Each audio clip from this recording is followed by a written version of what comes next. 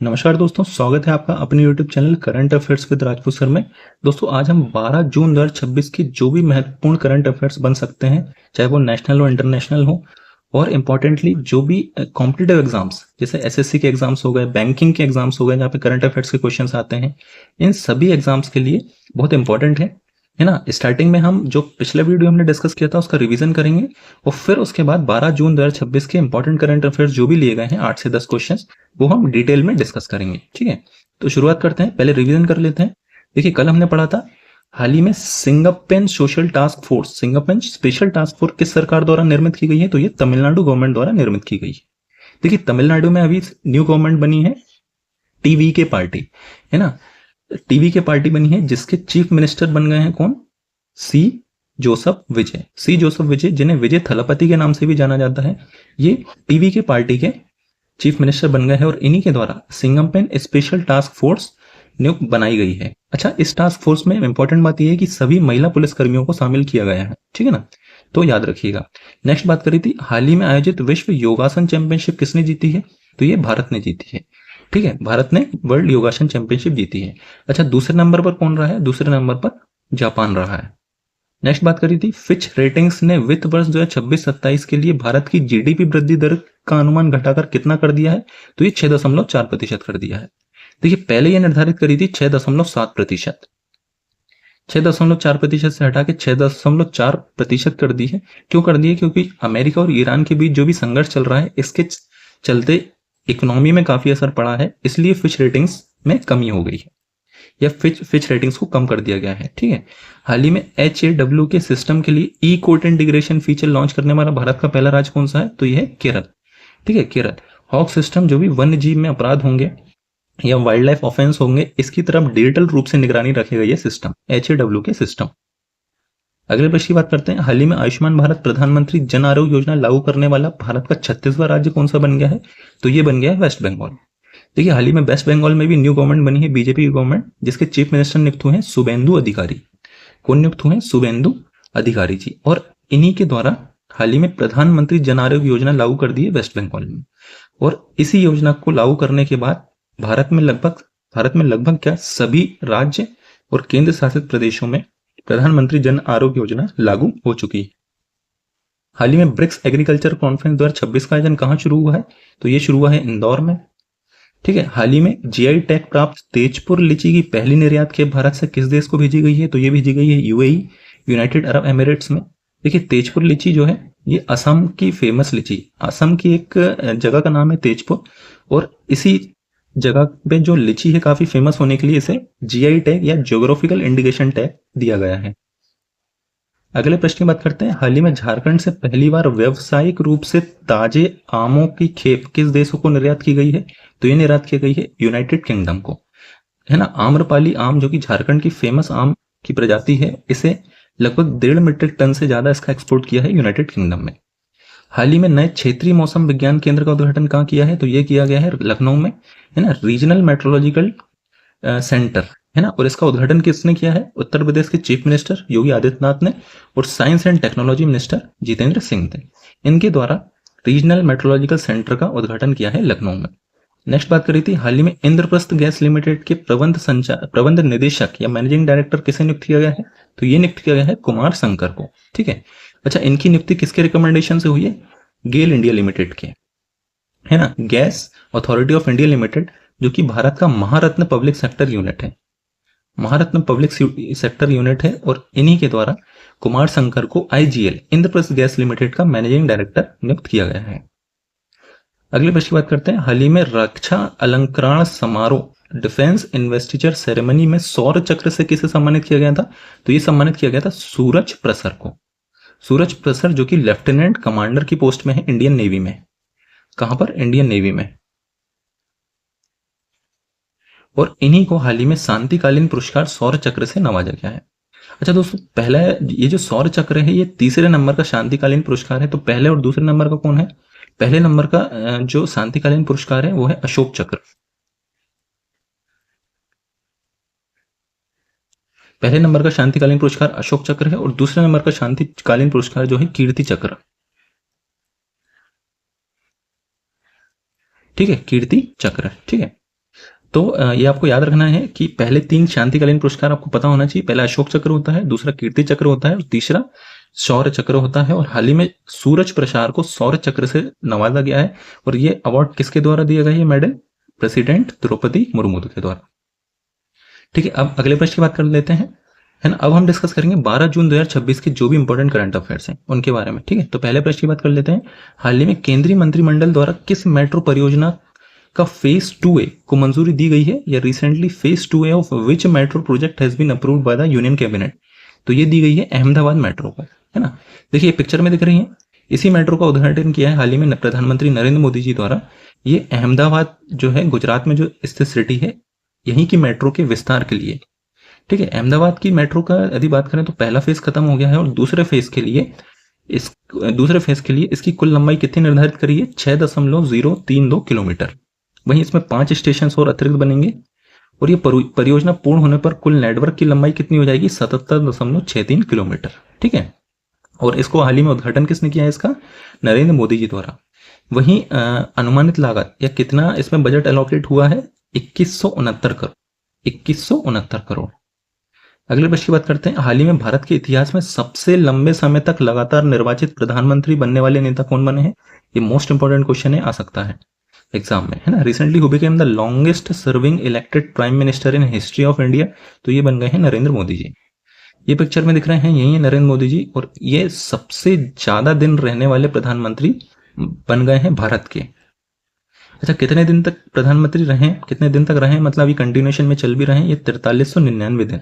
ठीक है, अच्छा इससे पहले ये रिकॉर्ड जवाहरलाल नेहरू जी के नाम पे था, जो 4398 दिन तक प्रधानमंत्री के पद पर विराजमान थे। और इन्हीं का रिकॉर्ड तोड़ के नरेंद्र मोदी जी सबसे ज्यादा बार प्रधानमंत्री के पद पे विराजमान रहने वाले भारत के प्रधानमंत्री बन चुके हैं। देखिए कुछ फैक्ट्स की बात कर लेते हैं। नरेंद्र मोदी ने पहली बार प्रधानमंत्री पद की शपथ कब ली थी? 26 मई 2014 को। वहीं लोकसभा चुनाव जो है 2014 का लोकसभा जीता था और 2014 से लेके 2026 तक कंटिन्यूसली ये भारत के प्रधानमंत्री के रूप में कार्यरत हैं। वहीं जवाहरलाल नेहरू जी की बात करें तो इन्होंने प्रधानमंत्री पद की शपथ ली थी 13 मई 1992 को। कब ली थी? 13 मई 1992 को। और ये 27 मई 1964 तक लगातार भारत के प्रधानमंत्री के रूप में कार्यरत थे। अगले प्रश्न की बात करते हैं। हाल ही में META ने भारत में अपना पहला AI सक्षम डेटा सेंटर कहां स्थापित करने की घोषणा की है? तो ये घोषणा की है जामनगर, गुजरात में। गुजरात की एक सिटी जामनगर, और यहीं पर मेटा जो कि फेसबुक की एक पेरेंट कंपनी है, इसी के द्वारा AI इनेबल्ड डेटा सेंटर या AI सक्षम डेटा सेंटर स्थापित करने की घोषणा कर दी गई है ना। META जो कि फेसबुक की एक पेरेंट कंपनी है, फेसबुक जो है मेटा द्वारा ही संचालित किया जाता है, और इसने रिलायंस इंडस्ट्रीज लिमिटेड के साथ मिलकर इस जो AI सक्षम डेटा सेंटर स्थापित करना है वो कहां पर करना है? जामनगर, गुजरात में। ठीक है, वहीं इसकी कैपेसिटी की बात करें तो 168 मेगावाट की इसकी कैपेसिटी रहेगी। अगले प्रश्न की बात कर लेते हैं। हाल ही में प्रसिद्ध तमिल फिल्म निर्माता भारती राजा का निधन किस शहर में हुआ है? या recently in which city did renowned Tamil film maker Bharathi Raja pass away? So it was passed away in Chennai. Chennai में इनका निधन हो गया है। देखिए पिक्चर में दिख रहे हैं, यही है भारती राजा, और इनका हाल ही में निधन हो गया है उम्र के चलते। कितनी उम्र में इनका निधन हुआ? 84 वर्ष, 84 ईयर्स की उम्र में इनका चेन्नई में निधन हो गया है। किस दिन हुआ था? 10 जून 2026 को।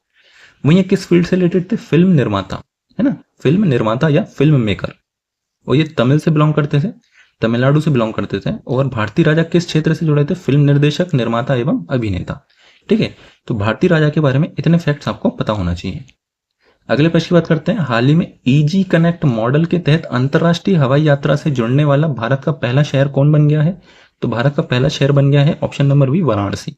वाराणसी जो कि उत्तर प्रदेश का एक शहर है, और इसी को पहली ऐसी सिटी बन गया है जिसमें पहली ऐसी सिटी है जिसका अंतरराष्ट्रीय हवाई अड्डा EG कनेक्ट मॉडल से जुड़ा है। अच्छा, EG कनेक्ट मॉडल क्या होता है? EG कनेक्ट मॉडल यदि वाराणसी से कोई विदेश यात्रा करना चाहता है और वो दिल्ली इंटरनेशनल एयरपोर्ट के माध्यम से जाता है, तो उसमें जो इमिग्रेशन और बैगेज चेक इन की जो प्रक्रिया है वो दिल्ली में ना होकर वाराणसी में ही कंप्लीट हो जाएगी एक बार। पहले क्या होता था कि यदि विदेश यात्रा के दौरान आप जब दिल्ली एयरपोर्ट पर उतरते थे तो दिल्ली में इमिग्रेशन की प्रोसेस भी होती थी, है ना, बैगेज चेक इन भी होता था। इमिग्रेशन प्रक्रिया मतलब वीजा, पासपोर्ट चेक करना, इंसान को चेक करना, और ये सारी चीजें चेकअप होता था, उसमें काफी टाइम लगता था। तो इस चीज को हटाकर अब वाराणसी एयरपोर्ट में ये प्रोसेस कंप्लीट करके भेजा जाएगा, जिसमें दिल्ली में इन सब करने की कोई आवश्यकता नहीं पड़ेगी। ठीक है, और इस पहल की घोषणा किसने करी है? एयर इंडिया ने। एयर इंडिया ने, ठीक है। इजी कनेक्ट मॉडल का मुख्य उद्देश्य टियर 2 और टियर 3 शहरों के यात्रियों के लिए अंतर्राष्ट्रीय यात्रा को आसान बनाना, उनका समय बचाना। ठीक है, और जैसे हमने बात करी कि इस प्रस्थान हवाई अड्डे पर ही बैगेज चेक इन और इमिग्रेशन प्रक्रिया पूरी कर सकेंगे। मतलब वाराणसी इंटरनेशनल एयरपोर्ट पे ही प्रक्रिया कंप्लीट करके दिल्ली एयरपोर्ट में इमिग्रेशन या बैगेज चेक इन की प्रोसेस नहीं होगी। यही मतलब है इजी कनेक्ट मॉडल का। उम्मीद करता हूं आपको समझ में आया होगा। अगले प्रश्न की बात करते हैं, हाल ही में प्रोजेक्ट गंगा किस राज्य सरकार द्वारा शुरू किया गया है? या recently project Ganga has been launched by which state government? So it was launched by Uttar Pradesh government. हाल ही में उत्तर प्रदेश गवर्नमेंट द्वारा प्रोजेक्ट गंगा लॉन्च किया गया है। अच्छा, क्या है प्रोजेक्ट गंगा में? प्रोजेक्ट गंगा जो है, इसमें ग्रामीण क्षेत्रों में लास्ट माइल डिजिटल कनेक्टिविटी, मतलब कोने कोने तक हाई स्पीड फाइबर आधारित ब्रॉडबैंड इंटरनेट उपलब्ध कराना ग्रामीण क्षेत्रों में, है ना। उत्तर प्रदेश के कई ऐसे गांव हैं, या उत्तर प्रदेश का पूरे भारत के गांव की बात करें तो कहीं मैक्सिमम जगह ब्रॉडबैंड इंटरनेट कनेक्टिविटी आज भी नहीं है। तो इसी को ओवरकम करने के लिए उत्तर प्रदेश ने लखनऊ में नहीं कहेंगे, उत्तर प्रदेश के पूरे लगभग गांव में, लगभग सभी गांव में कोशिश कर रहे हैं कि हाई स्पीड फाइबर आधारित ब्रॉडबैंड इंटरनेट की फैसिलिटी प्रोवाइड की जाए। वहीं पहली स्टेज की बात करें तो पहले चरण में 21 जिलों को चुना गया है। वहीं 21 जिलों के साथ साथ 20 लाख परिवार इसमें शामिल हैं, जिसमें 10,000 से ज्यादा युवाओं को ये सर्विस प्रोवाइड करने के लिए दिया गया है। तो इसमें रोजगार भी बढ़ रहा है, एम्प्लॉयमेंट भी बढ़ रही है, साथ में जो ब्रॉडबैंड कनेक्टिविटी है, ब्रॉडबैंड इंटरनेट रहेगा, तो इसमें एग्रीकल्चर से रिलेटेड इनोवेशन होने की भी काफी संभावना है। तो एक अच्छा पहल है, अच्छा प्रोजेक्ट है प्रोजेक्ट गंगा उत्तर प्रदेश गवर्नमेंट द्वारा। अगले प्रश्न की बात करते हैं, हाल ही में असम सरकार और यूरोपीय संघ द्वारा ब्लू वैली क्लस्टर कहां लॉन्च किया गया है? या recently where was the blue valley cluster launched jointly by the government of Assam and the European union? So it was launched in Guwahati. ठीक है, असम की कैपिटल है गुवाहाटी, और यहीं पर ब्लू वैली क्लस्टर को लॉन्च किया गया है जॉइंटली। किस किसके द्वारा? असम गवर्नमेंट द्वारा और यूरोपियन यूनियन या यूरोपियन संघ द्वारा। ठीक है, अच्छा, ब्लू वैली क्लस्टर का मुख्य उद्देश्य जो है फ्लेवर्स या फ्रेग्रेंस की तरफ कुछ इनोवेशन, मतलब कुछ इनोवेटिव चीज करना, इस चीज को बढ़ावा देना, है ना। और असम सरकार और यूरोपीय संघ द्वारा इस चीज को लागू किया गया है ना। वहीं इसका क्या उद्देश्य है? पारंपरिक स्वास्थ्य सेवाओं को मजबूत करना। अगले प्रश्न की बात करते हैं, हाल ही में भारत ने किससे लोकतांत्रिक गणराज्य साओ टोमे और प्रिंसिपे में भारत का अगला राजदूत नियुक्त किया गया है? ये recently who has been appointed as the next ambassador of India to the democratic republic of Sao Tome and Principe? तो इसका करेक्ट उत्तर है option number B, Vinay Kumar. ठीक है, विनय कुमार को हाल ही में साओ टोमे एंड प्रिंसिपी का अगला एम्बेसडर या राजदूत नियुक्त कर दिया गया है भारत द्वारा, है ना। ये नियुक्ति की घोषणा है जून 2026 में हुई थी। इससे पहले ये एक्चुअली डायरेक्टर, है ना, मिनिस्ट्री में या मंत्रालय में डायरेक्टर की पोस्ट पे थे, और ये IFS अधिकारी हैं, इंडियन फॉरेन सर्विसेज अधिकारी हैं, और इन्हें साओ टोमे एंड प्रिंसिपी का अगला राजदूत नियुक्त कर दिया गया है।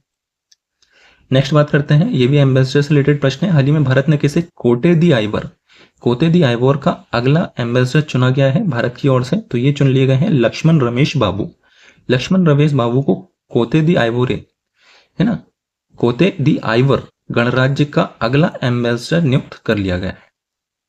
ठीक है, ये भी IFS अधिकारी हैं जिन्हें कोते दी आइवोर जो कंट्री है, इसका अगला एम्बेसडर चुन लिया गया है।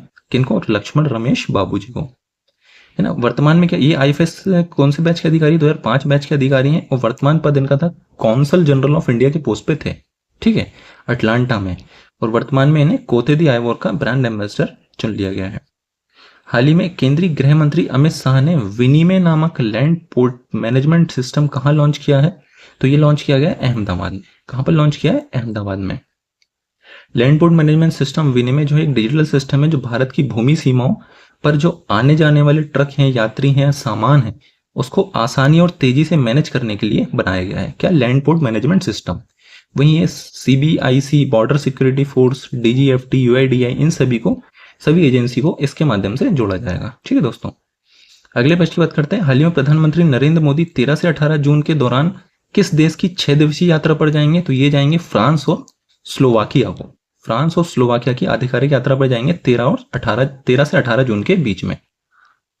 ठीक है। देखिए फ्रांस और स्लोवाकिया में जाएंगे तो यहाँ किससे मिलना है?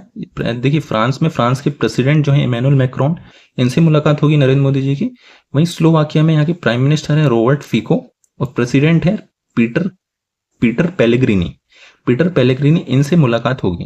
वहीं किस उद्देश्य से जाया जा रहा है? यूरोप में भारत की रणनीतिक साझेदारी को मजबूत करना, जो पॉलिटिकल या फिर पॉलिटिकल पार्टनरशिप है ना, पॉलिटिकल पार्टनरशिप है, इससे और ज़्यादा मजबूत करने के लिए यूरोप में ये फ्रांस और स्लोवाकिया का दौरा किया जा रहा है प्रधानमंत्री नरेंद्र मोदी जी द्वारा।